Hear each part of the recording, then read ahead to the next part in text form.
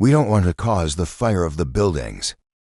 In the moments when the rush of fire out of control cannot be stopped, we asked for understanding patience.